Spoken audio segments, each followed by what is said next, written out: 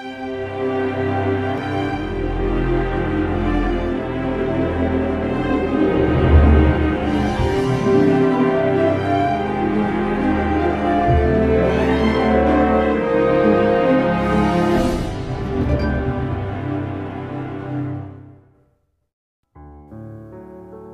Raja-Raja 20. Hizkia sakit dan disembuhkan.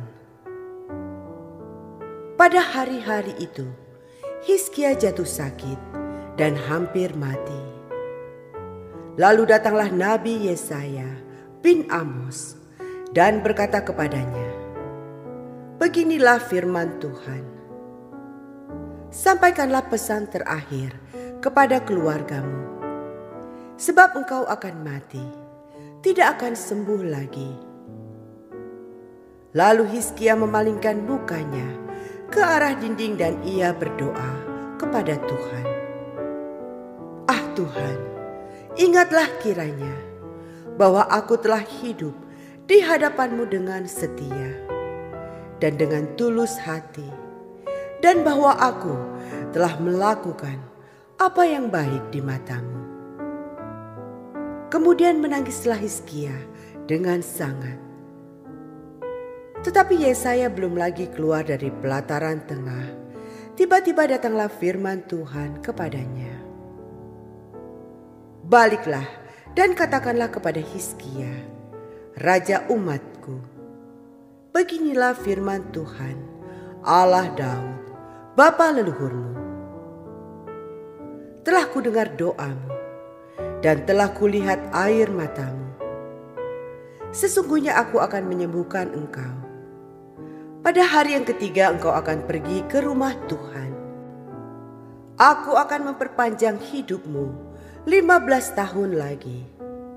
Dan aku akan melepaskan engkau dan kota ini dari tangan Raja Asyur. Aku akan memagari kota ini oleh karena aku dan oleh karena Daud, hambaku." Kemudian berkatalah Yesaya, "Ambillah sebuah kue ara." Lalu orang mengambilnya dan ditaruhnya pada barah itu, maka sembuhlah ia. Sebelum itu Hizkia telah berkata kepada Yesaya, "Apakah yang akan menjadi tanda bahwa Tuhan akan menyembuhkan aku dan bahwa aku akan pergi ke rumah Tuhan pada hari yang ketiga?" Yesaya menjawab, "Inilah yang akan menjadi tanda bagimu dari Tuhan, bahwa Tuhan akan melakukan apa yang telah dijanjikannya. Akan majukah bayang-bayang itu 10 tapak atau akan mundur 10 tapak?"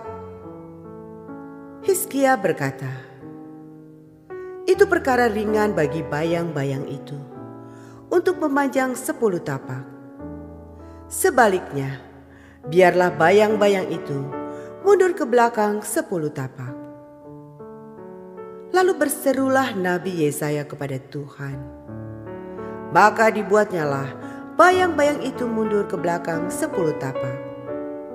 Yang sudah dijalani bayang-bayang itu pada penunjuk matahari buatan Ahaz.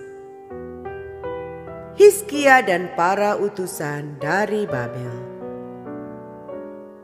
Pada waktu itu, Merodak Baladan bin Baladan, raja Babel, menyuruh orang membawa surat dan pemberian kepada Hizkia, sebab telah didengarnya bahwa Hizkia sakit tadinya. Hizkia bersukacita atas kedatangan mereka. Lalu diperlihatkannyalah kepada mereka segenap gedung harta bendanya, emas dan perak, rempah-rempah dan minyak yang berharga, gedung persenjataannya, dan segala yang terdapat dalam perbendaharaannya. Tidak ada barang yang tidak diperlihatkan Hizkia kepada mereka di istananya dan di seluruh daerah kekuasaannya. Kemudian datanglah Nabi Yesaya kepada Raja Hizkia dan bertanya kepadanya, "Apakah yang telah dikatakan orang-orang ini?" Dan dari manakah mereka datang? Jawab Hizkia, mereka datang dari negeri yang jauh, dari Babel. Lalu tanyanya lagi, apakah yang telah dilihat mereka di istanamu? Jawab Hizkia, semua yang ada di istanaku telah mereka lihat. Tidak ada barang yang tidak kuperlihatkan kepada mereka di perbendaharaanku. Lalu Yesaya berkata kepada Hizkia, dengarkanlah firman Tuhan. Sesungguhnya suatu masa akan datang bahwa segala yang ada dalam istanamu dan yang disimpan oleh nenek moyangmu sampai hari ini akan diangkut ke Babel. Tidak ada barang yang akan ditinggalkan. Demikianlah firman Tuhan.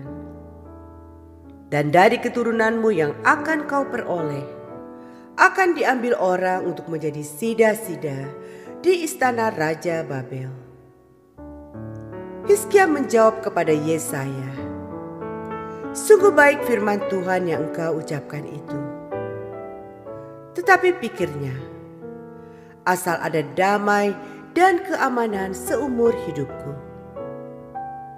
Selebihnya dari riwayat Hizkia, segala kepahlawanannya, dan bagaimana ia membuat kolam dan saluran air dan mengalirkan air ke dalam kota, bukankah semuanya itu tertulis dalam kitab sejarah raja-raja Yehuda?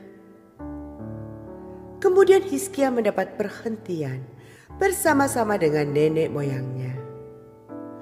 Maka Manasye, anaknya, menjadi raja menggantikan dia.